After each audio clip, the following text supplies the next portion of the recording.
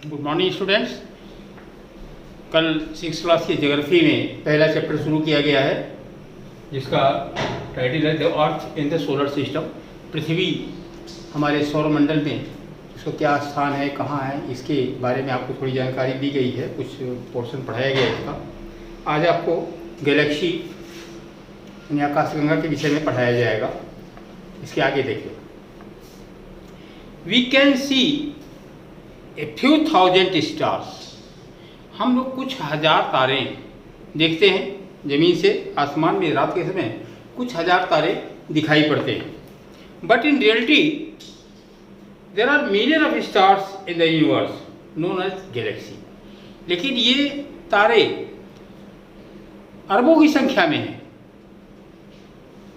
ये अरबों की संख्या में हैं, इन्हें हम गैलेक्सी कहते हैं या आकाशगंगा कहते हैं। We cannot see millions of galaxies in the universe because most of them are very far away. हम लोग इस आकाशगंगा को पृथ्वी से ब्रह्मांड में नहीं देख सकते क्योंकि ये हमसे बहुत दूर है।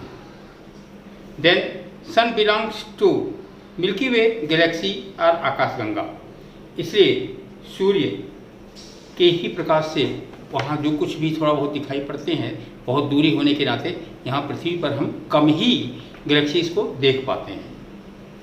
हमारा सोलर सिस्टम क्या है कि the sun, earth planet, the dwarf planet, satellite, asteroids, meteoroid from the solar system.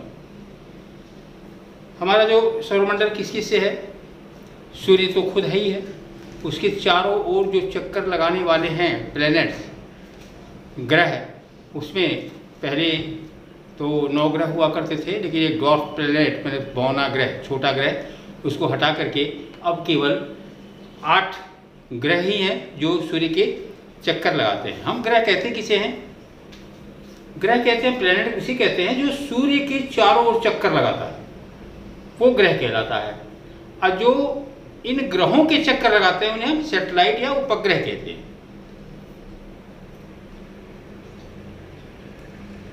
All the 8 planets move around the sun. ये सभी 8 ग्रह क्या करते हैं? पृथ्वी और इसके अलावा जो 7 और हैं, जुपिटर, मार्स, सैटर्न, ये सभी सूर्य के चारों ओर चक्कर लगाते हैं। The sun is the centre of solar system. सूर्य क्या है? सूर्य इन सभी ग्रहों का केंद्र बिंदु है, ये बीच में रहता है और सभी इसके चारों, ये स्थिर है, ये कहीं नहीं हिलता, ये अपनी जगह पे आग का गोला ये स्थिर रहता है, सभी इसके चारों ओर घूमते हैं। Sun is a big huge ball make up very hot gases. Sun एक बहुत बड़ा गोला है, गोलाकार, जो बहुत गर्म गैसों से बना हुआ है। It is 150 million kilometre away from the earth. पृथ्वी से 150 करोड़ किलोमीटर लगभग दूर है। It is diameter is 100 times the earth diameter. पृथ्वी का जो व्यास है उससे यह 100 गुना बड़ा है। पृथ्वी के डायमीटर से, व्यास से, ये इसका जो क्षेत्रफल है, इसका जो व्यास है वो लगभग 100 गुना है। Hot gases produce light and energy. यही जो गर्म गैसें हैं यही हमें प्रकाश और ऊर्जा देती हैं। This energy makes the life possible on the earth. इसकी ऊर्जा से ही हमारी पृथ्वी पर जीवन संभव हो पाता है।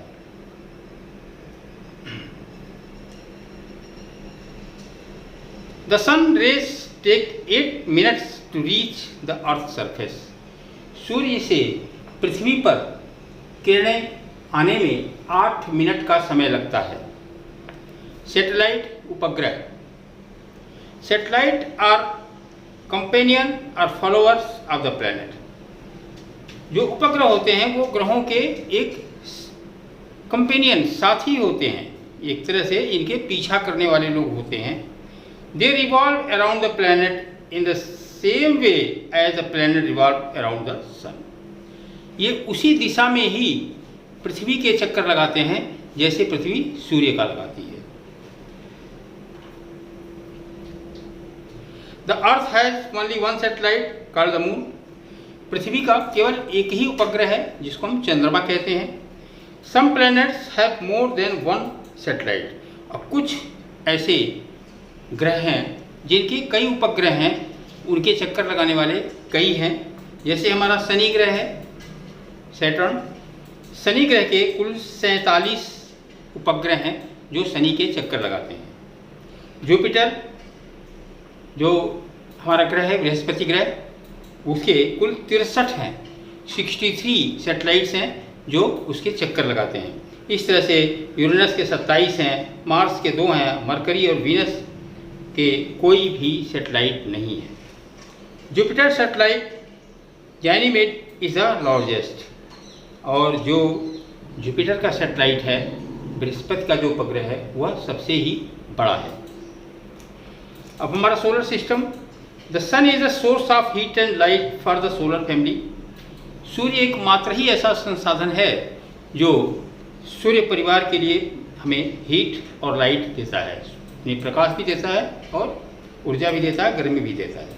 There are 8 planet in our solar system. हमारे सौरमंडल में कुल 8 ग्रह हैं। In order of their distance from the sun, मतलब ये एक निश्चित दूरी पर है, एक ग्रह दूसरी से एक निश्चित दूरी पर है। They are Mercury, Venus, Earth, Mars, Jupiter, Saturn, Uranus and Neptune. ये 8 ग्रह हैं। All the 8 planet move around the sun in the fix path. एक निश्चित रास्ते पर ये सूर्य के चक्कर काटते हैं। ऐसा नहीं है कि एक ग्रह घूम रहा है उसके रास्ते में दूसरा ग्रह आ जाए, ऐसा नहीं होता। ये सभी एक निश्चित दूरी बनाए होते हुए एक निश्चित रास्ते से ही चक्कर लगाते हैं। These paths are also called orbits। इन्हें हम ऑर्बिट या अपनी धुरी कहते हैं। अपनी धुरी पर ही ये चक्कर लगाते रहते हैं। Planets are celestial bodies but they depend on the sun for the light and heat. ये भी एक खगोलीय चीज़ें होती हैं, लेकिन वो निर्भर करती हैं प्रकाश के लिए और गर्मी के लिए केवल सूर्य पर ही निर्भर करती हैं। They reflect the light of the sun. सूर्य के ही प्रकाश को ये परावर्तित करती हैं। Some facts about the planet are as follows. कुछ जो सत्य हैं इसके विषय में वो नीचे दिए जा रहे हैं। Mercury is the smallest and the closest planet to the sun. सबसे नज़दीक उसका चक्कर लगाने वाला जो ग्रह है सूर्य का, वो है Mercury. It takes about 88 days to complete one revolution. एक चक्कर लगाने में इसको कुल 88 दिन का समय लगता है। Venus is often called the morning star. इसे हम लोग सुबह का तारा भी कहते हैं। Because it is the brightest object in the sky beside the sun and the moon. क्योंकि सूर्य और चंद्रमा से ज़्यादा ये तीव्र होता है प्रकाश में सौरमंडल में। The sun and the moon it takes about 225 days to complete one revolution. इसका सूर्य के चक्कर लगाने में कुल 225 दिन का समय लेता है। Earth completes one revolution in 365 days and 6 hours. पृथ्वी को सूर्य का एक चक्कर लगाने में 365 दिन और 6 घंटे का समय लगता है, जिससे कि हमारा वर्ष बना हुआ है, एक साल। Mars is called the red planet as it appears reddish in colour. Mars को, मंगल हमारा लाल ग्रह के नाम से जाना जाता है क्योंकि यह रंग में लाल दिखाई पड़ता है। It's complete one orbit in 687 days.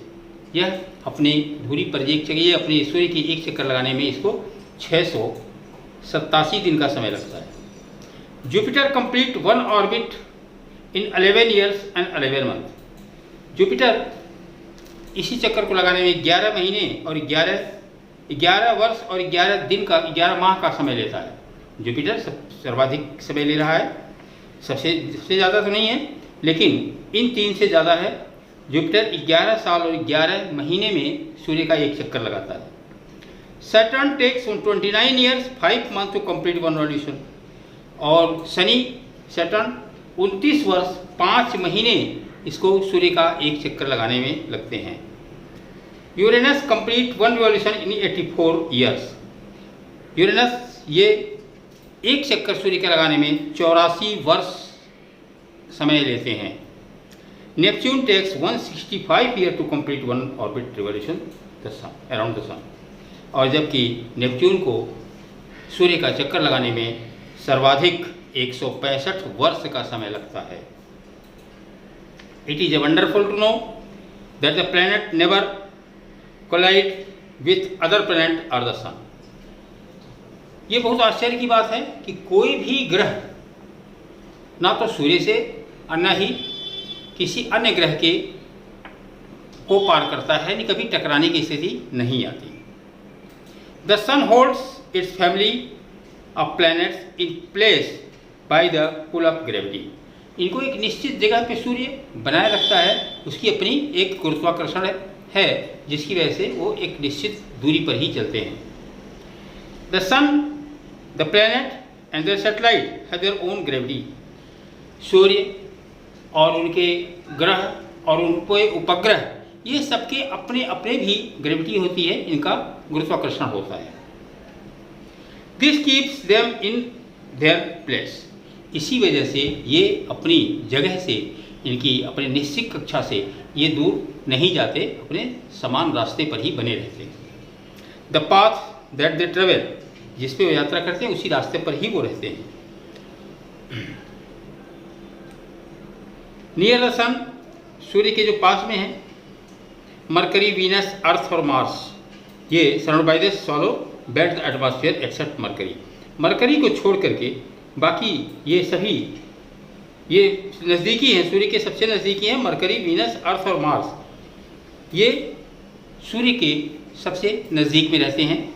इसके बाद जो बाहर की कक्षा में जो 4 प्लैनेट होते हैं जो सूर्य से बहुत दूरी पर होते हैं, उसमें जुपिटर, सैटर्न, यूरेनस और नेपच्यून होता है. ये सूर्य से बहुत दूरी पर होते हैं और ये ठंडी गैसेस होती हैं यहाँ पे. Around the sun is called orbit. सूर्य के जो बाहरी क्षेत्र को जो अराउंड बाहर चारों ओर, उन्हें हम ऑर्बिट कहा जाता है. It is fixed. यह एक निश्चित है, मतलब कोई भी जिसका पास होगा वो उसी रास्ते जाएगा, ये निश्चित है. All planets move in oval or elliptical orbit. सभी जो ग्रह हैं ये इलिप्टिकल, मतलब कि एक घुमावदार गोला, मतलब पूरा गोला नहीं होता है, थोड़ा सा अंडाकार जैसा कहते हैं हम, इस तरह से उसकी ऑर्बिट पे घूमते हैं ऑर्बिट में. Now you are clear. अब आपको पता लग गया होगा कि they are made up of rock, that why were there this planet named as wonder according to the Greek. इसीलिए इन ग्रीक भाषा में इन ग्रहों को हम लोग वंडरर, यानी कि इधर उधर घूमने वाले, मतलब स्थिर जो ना हो, हम अब उनकी ग्रीक भाषा में कहते हैं wanderer. Each planet takes around the sun which is known as the revolution. सभी सूर्य के चक्कर लगाते हैं जिसको हम रिवोल्यूशन या घूमने की गति कहते हैं. This is also called as the solar year. हम इसको पूरा सौर वर्ष कहते हैं. Further, a planet is from the sun, the larger is its year.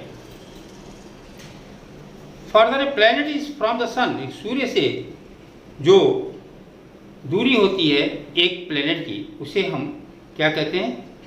Longer is its year. यह अपने वर्ष से भी ये बड़ा होता है. From the outer space, the earth appears blue because of the water available on this 2/3 part. यह ऊपर से जब हम सूर्य के बाहर से इसको देखते हैं तो यह हमें पृथ्वी कैसी दिखाई पड़ती है? नीली दिखाई पड़ती है, क्योंकि 71% पानी है. पानी ऊपर से नीला दिखाई पड़ता है. बचा हुआ हिस्सा 29% ये थल है जो उसी रूप में, नीले के रूप में ही दिखाई पड़ता है. इसको हम ब्लू प्लैनेट इसलिए पृथ्वी को कहा जाता है. The earth is third nearest planet to the sun. सूर्य से तीसरा सबसे नज़दीकी ग्रह है ये. It is the 5th largest planet. यह 5वां सबसे बड़ा ग्रह है. The earth is spherical in the same. पृथ्वी गोलाकार है, आकार में ये इसका गोल है. It is slightly flat at the pole and in the middle. ये थोड़ी सी झुकी हुई है. अपने मध्य भाग से थोड़ी सी झुकी हुई है। The earth is a unique planet to have the life. Earth, पृथ्वी ही एक ऐसी अद्वितीय ग्रह है जहाँ पे जीवन संभव है, ऐसा कोई दूसरा ग्रह नहीं है। The earth is neither too hot not too cold. पृथ्वी हमारा कैसा है, ना तो ये बहुत ज़्यादा गर्म है ना ही बहुत ज़्यादा ठंडा है।